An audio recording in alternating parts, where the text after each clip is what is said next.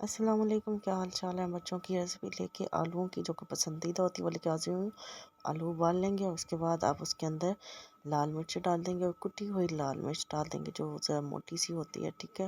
اور اس کے بعد آپ نے اس کے اندر تھوڑا سا زیرہ پاؤڈر اور تھوڑا سا آپ نے اس کے اندر آپ نے ڈال دینا ہے دھنیا پاؤڈر۔ دھنیا پاؤڈر ڈال دینے کے بعد ٹھیک ہے آپ نے اس کے اندر ڈال دینا ہے کارن سٹارچ، جسے ہم مکئی کا آٹا کہتے ہیں، اور اس کے بعد آپ نے اس طرح سے اس کی شیپس بنانی تھی، وہ جیسے بھی بنا لیں، وہ آپ کی مرضی ہے، بچے جس طریقے سے پسند کریں گے۔ یہاں پہ میں نے ایک طرف بیسن لے لیا، بیسن کے اندر میں نے ڈال دیا تھوڑا سا نمک، اور تھوڑی سی میں نے ڈال دی اس کے اندر لال مرچیں، اور تھوڑا سا چٹکی بھر میں نے اس کے اندر ڈال دیا میٹھا سوڈا، ٹھیک ہے۔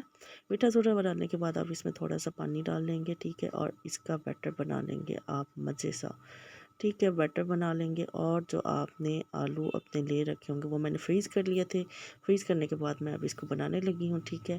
اب اس کو اچھی طرح بیٹر میں مکس کر لیں گے، اور بیٹر میں ڈالنے کے بعد آپ اسے کڑھائی میں ڈال دیں گے، اور جو آپ کو بیسن بچ جائے اس کی آپ کئی پھلکیوں والے اسٹائل کی پھلکیاں بنا لیجیے گا، یا وہ ایسے ہی کھا لیجیے گا تو وہ بڑے مزے کی ہی لگتی ہیں، ٹھیک ہے جی۔ اور یہ ہمارا سب کچھ بن کے تیار ہو گیا، بہت مزے کی ریسیپی ہے، اب اپنے گھر میں ٹرائی کیجیے گا، بچوں کو کھلائیے گا، اور مجھے ضرور بتائیے گا۔